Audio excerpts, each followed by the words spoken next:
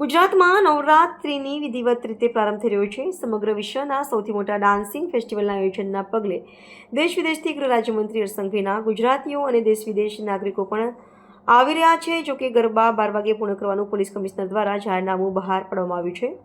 જોકે હવે ગૃહમંત્રી દ્વારા વેપારીઓ માટે રાહતના સમાચાર સમાન જાહેરાત કરી છે. હર્ષ સંઘવીએ ગરબા પ્રેમીઓ માટે પણ મોડી રાત સુધી ગુજરાતીઓ ગરબા રમી શકે તે માટેની વ્યવસ્થા કરવામાં આવી છે. મહિલાઓ મોડી રાત સુધી ગરબા રમી શકશે તેવી વ્યવસ્થા કરવામાં આવી છે. મા અંબાની ભક્તિ અને ઓપરેશન સિંદૂરની શક્તિ સાથે ગરબા રમાશે. ખાણીપીણીની લારી ચલાવતા લોકો મોડે સુધી રોજગારી મેળવી શકશે તેવી વ્યવસ્થા પણ સરકાર દ્વારા કરવામાં આવી છે. તમામના હિતોને ધ્યાનમાં રાખીને લારી ગલ્લાના ધારકોને મોડી રાત સુધી પોતાની દુકાનો ખુલ્લી રાખી શકાશે. કોઈપણ પ્રકારની સમસ્યા સર્જાય તો 112 નંબર પર કોલ કરવાની પણ અપીલ કરવામાં આવી છે. આ ઉપરાંત અસામાજિક તત્વોથી પણ સચેત રહેવા માટેની અપીલ ગૃહમંત્રી દ્વારા કરવામાં આવી છે. આ અંગે જાહેરાત કરતા ગૃહ રાજ્યમંત્રી હર્ષ સંઘવીએ સુરત સર્કિટ હાઉસ ખાતે જણાવ્યું કે મોડી રાત સુધી ગુજરાતીઓ ગરબા રમી શકે તે માટેની વ્યવસ્થા કરી છે. નવરાત્રિની શરૂઆત થાય છે.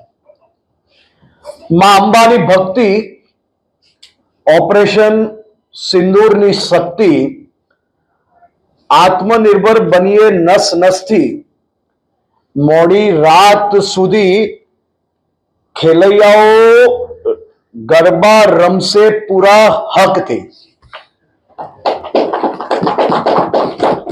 ગુજરાતની ધરતી પર માં અંબાની ભક્તિ કરનાર આ લાખો ગુજરાતીઓ મોડી રાત સુધી ગરબા રમી શકે તે માટે સંપૂર્ણપણે વ્યવસ્થાઓ કરવા માટે ગુજરાત પોલીસના સૌ જિલ્લા વડાઓ અને શહેરના વડાઓને સૂચના આપવામાં આવી છે. સૌ નાના નાના વેપારીઓ જે શહેરોમાં, જિલ્લાઓમાં રાત દિવસ મહેનત કરીને વ્યક્તિઓ નાની મોટી વસ્તુઓ બનાવતા હોય છે, કે પછી ખાણીપીણીના સ્ટોલ ચલાવતા હોય છે, આ હજારો લાખો પરિવારો માટે નવરાત્રી જ દિવાળી બની જાય તેવી વ્યવસ્થાઓ કરવા માટે બી ગુજરાત પોલીસને સૂચના આપવામાં આવી છે. મારા રાજ્યના નાના નાના વેપારીઓ એ સંપૂર્ણપણે ખૂબ સારી રીતે એનો ઉદ્યોગ આ 9 દિવસમાં કરી શકે તેવી વ્યવસ્થાઓ કરવામાં આવી છે. સાથે સાથે આ વખતે વિશેષ નવરાત્રી છે, કારણ કે માં અંબાની ભક્તિ છે અને ઓપરેશન સિંદૂરની શક્તિ છે, અને સાથે આ વર્ષે આત્મનિર્ભર ભારત અને સ્વદેશી અપનાવવાના નારા જોડે દેશ આખું કંઈક અલગ જ મૂડમાં નજરે પડી રહ્યું છે.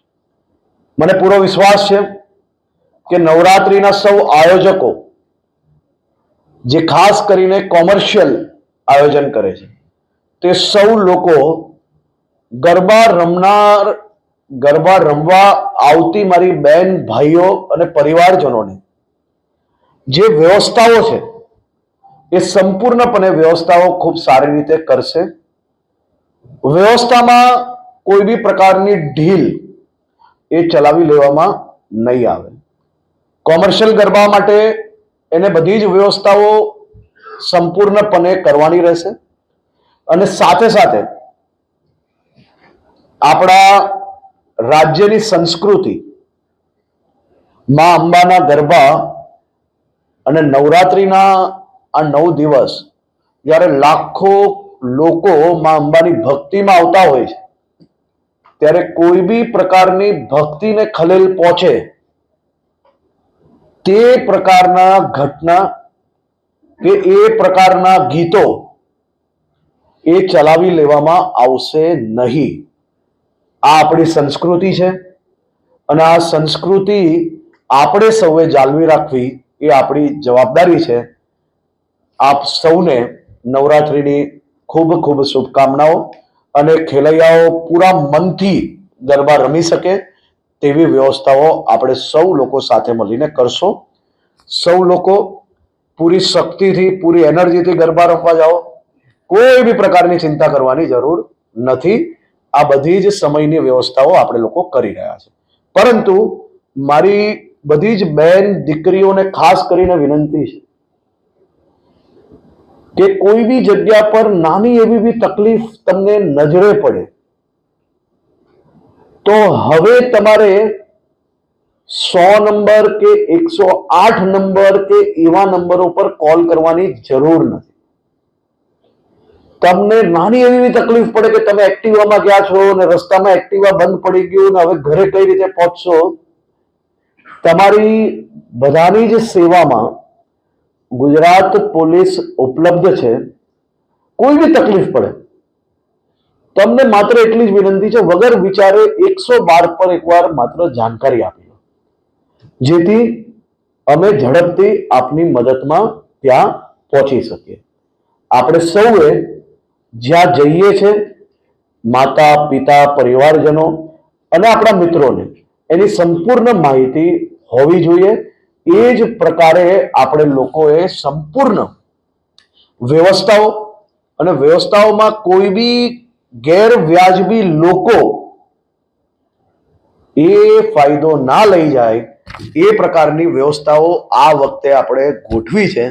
એટલા માટે આપ સૌને વિનંતી છે કે આ વ્યવસ્થાઓમાં વધુમાં વધુ આપ સૌ લોકો મદદ કરજો. ખૂબ ખૂબ આભાર.